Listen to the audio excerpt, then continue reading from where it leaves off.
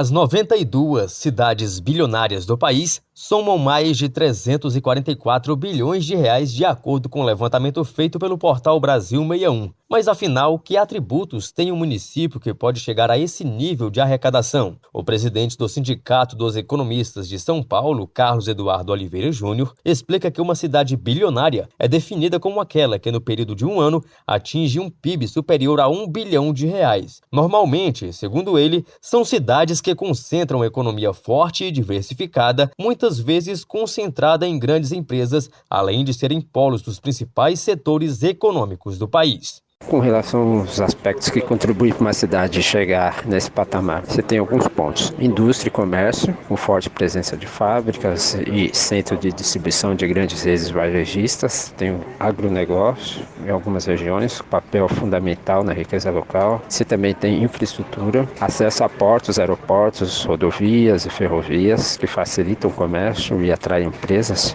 para a cidade. Quanto ao setor da indústria, um dos destaques é o município de Uberlândia, localizado no Triângulo Mineiro. A cidade tem o 27º maior PIB brasileiro e é considerada berço de alguns ramos industriais. De modo geral, em 2021, o município contou com receita acima de 3 bilhões de reais. O especialista em orçamento público, César Lima, reforça que o setor de serviços também está, de fato, entre os mais importantes, no sentido de contribuir para uma boa arrecadação municipal, elevando o nível econômico do local. A importância para essas cidades é, de forma geral, a contribuição que elas têm para o PIB do país. Ainda que seja na geração de serviços, elas têm também um grande desenvolvimento, às vezes agrícola, agroindustrial ou mesmo industrial, que faz com que a sua população tenha recursos suficientes para fomentar esse setor de serviços nesses municípios. Em Barueri, por exemplo, localizada na região oeste da Grande São Paulo, a arrecadação em 2021 foi superior a 4 bilhões de reais. E, de acordo com o Sebrae, em 2022, os setores econômicos que mais reuniram trabalhadores no município foram os serviços de escritório, de apoio administrativo e outros serviços prestados principalmente às empresas. Reportagem Marquesan Araújo. O 8º Encontro Friburguense de Danças Orientais será realizado neste sábado 23, entre 2 da tarde e 9 da noite, no Teatro Municipal Laércio Rangel Ventura, localizado na Praça do Suspiro, em Nova Friburgo, no estado do Rio de Janeiro. Na programação constam um concurso com premiação, show pocket com participação das juradas do concurso, mostra não competitiva e show de gala, com dançarinos e professores consagrados no meio artístico. O público terá a oportunidade de apreciar as apresentações voltadas especialmente para a cultura árabe, envolvendo particularidades culturais, representativas, musicais, interpretativas e folclóricas. A inclusão e a diversidade serão uma vitrine de inspiração para minorias, novos amantes da dança, desmistificando os limites do corpo e idade, promovendo a democratização do acesso à arte. Da Global Serviços Comerciais, Gilvan Costa. Com mais de 1.600 emendas, o primeiro texto que regulamenta a reforma tributária tem mais uma ressalva que vem de um setor essencial, o saneamento básico. Para tentar sensibilizar o Congresso e reverter o projeto original, pode aumentar a conta de água em 18%. Os setores de saneamento fazem um abaixo-assinado virtual de apoio à causa. A meta do abaixo-assinado é recolher 10 mil assinaturas da sociedade em geral, para que o documento seja apresentado no Congresso. Até o fechamento desta edição, mais de 9 9.700 assinaturas já haviam sido recolhidas. Junto com dados do Instituto Trata Brasil, as entidades ligadas ao saneamento ressaltam que mais da metade da população não possui cobertura de esgoto. Cerca de 15% dos brasileiros não têm acesso à água tratada. Quase 75% da população tem renda de até um salário mínimo. E o impacto da mudança pode ser brutal para essa população, alega o setor. O abaixo-assinado será apresentado na próxima quinta-feira na Comissão de Constituição e Justiça do Senado, durante uma audiência pública que debate a regulamentação da reforma tributária. Reportagem Lívia Brás. Essa é a hora, não tem tempo a perder. Com os cursos de conclusão acelerada da Faculdade UniBF, agora vai. Graduação a partir de 1 ano e meio e pós-graduação a partir de 4 meses. São mais de 1.200 cursos de ensino à distância, para dar a virada que a sua carreira precisa. E o melhor, parcelas que cabem no seu bolso. UniBF é para quem não tem tempo a perder. Acelera, agora vai. Informação UniBF 22 99951 0907. A bandeira amarela sobre as contas de luz passou a vigorar nesta sexta-feira. Nos meses de setembro e outubro, os valores eram definidos com base na bandeira vermelha, considerada mais cara. A partir de agora, o valor extra cobrado para cada 100 kW consumidos passa de R$ 7,87 para R$ 1,88. De acordo com a Agência Nacional de Energia Elétrica, a ANEEL, a troca da bandeira vermelha pela amarela ocorreu devido ao aumento do volume de chuvas registrado no último mês. Com a estiagem notada no norte do Brasil, usinas hidrelétricas geram menos energia. Nesse caso, para atender aos horários de pico de consumo e baixa geração de energia renovável, é preciso acionar usinas termoelétricas, que são mais caras. Isso acarreta aumento no preço da conta de luz. O aumento do custo da energia elétrica no país contribuiu inclusive para o aumento da inflação em setembro. De acordo com informações do Instituto Brasileiro de Geografia e Estatística, o IBGE, o índice de preços ao consumidor amplo daquele mês apontou aumento de 0,44%.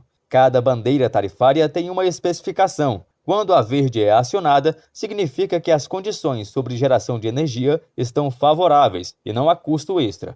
Já a bandeira amarela significa que a situação ficou menos favorável e há um custo adicional de R$ 1,88 a cada 100 kWh. Já a bandeira vermelha é acionada quando o quadro fica desfavorável e o custo adicional pode chegar a R$ 7,87 a cada 100 kWh.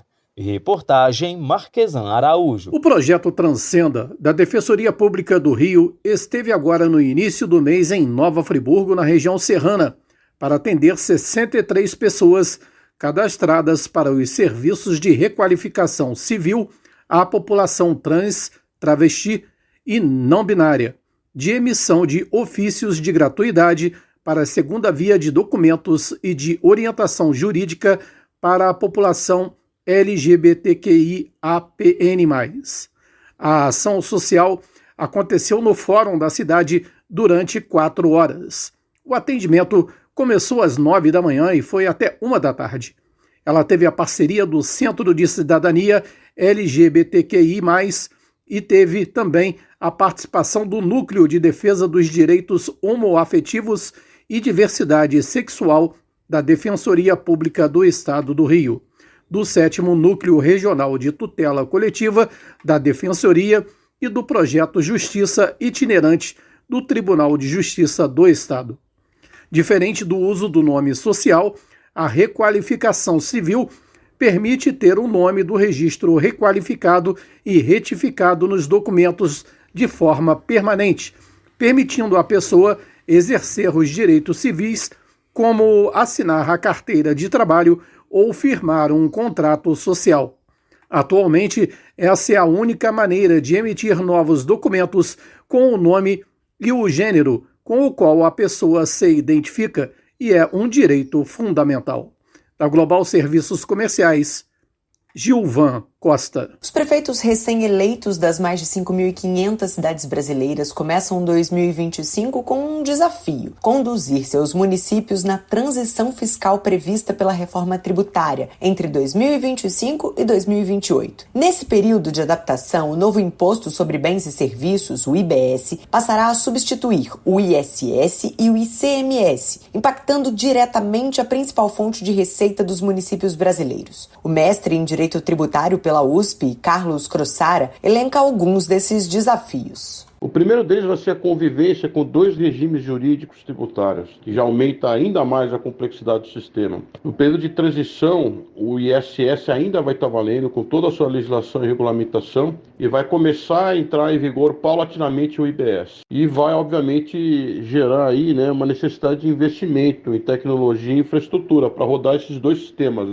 A expectativa é que o novo imposto traga maior equidade na tributação. Mas até que isso aconteça, os prefeitos, principalmente das cidades menores, terão, além de se adaptar às mudanças, garantir que a qualidade dos serviços públicos seja mantida, mesmo em um cenário de incertezas fiscais. Ranieri Genari, advogado especialista em direito tributário pelo IBET, acredita que o impacto para esses gestores será grande, ainda mais no período de transição. Então, do ponto de vista de planejamento, tanto financeiro quanto orçamentário, esse prefeito ele vai ter um pouco mais de dificuldade para fazer essa composição orçamentária, para entender o quanto esse município pequeno vai deixar de arrecadar ou ter uma elevação dessa arrecadação, porque, antes de tudo, ele precisa entender que o estudo preliminar, para que ele possa tomar as suas decisões, ele vai ser muito importante. O período de transição previsto pela Emenda Constitucional 132 será de 7 anos, tempo em que IPI, PIS, COFINS, ICMS e ISS, impostos que os brasileiros pagam na hora de comprar um produto ou serviço, serão substituídos por CBS, IBS e IS. Reportagem Lívia Brás.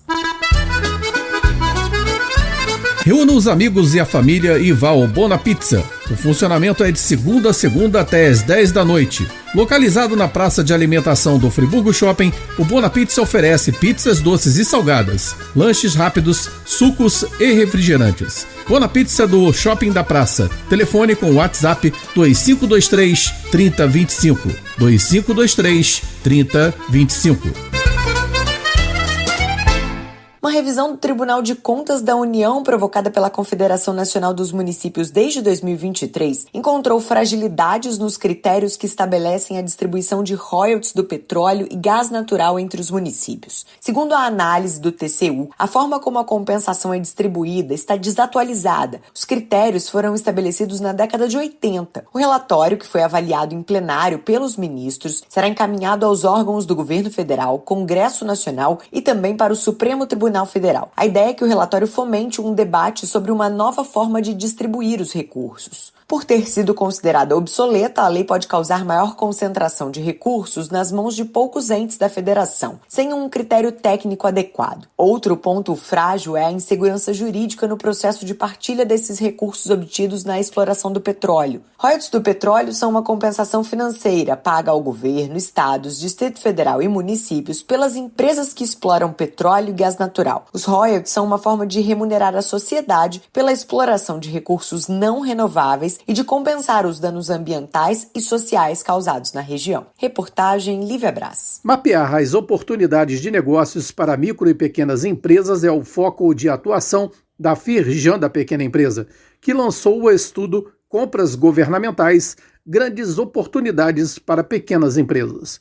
De acordo com a análise, foram identificadas 8 bilhões de reais em oportunidades de negócios para a indústria e o encadeamento produtivo no Rio de Janeiro em 2023. Desse montante, 89 milhões de reais foram exclusivos para micro e pequenas empresas, o que pode ser considerado um potencial de crescimento para esse mercado. Esse é um cenário muito positivo para o mercado do Rio, onde o segmento é responsável por 60% dos empregos gerados e por 92% dos empreendimentos. O estudo abre o olhar dos empresários para um novo momento de oportunidades em que o governo federal intensifica o volume de contratações públicas para a execução das ações previstas na Nova Indústria Brasil, que é um programa que prevê o fortalecimento da indústria por meio dos processos de compras governamentais. Podemos informar também que, para o presidente da Firjan, Luiz Caetano, esse é um mercado de grande potencial e que precisa ser melhor aproveitado.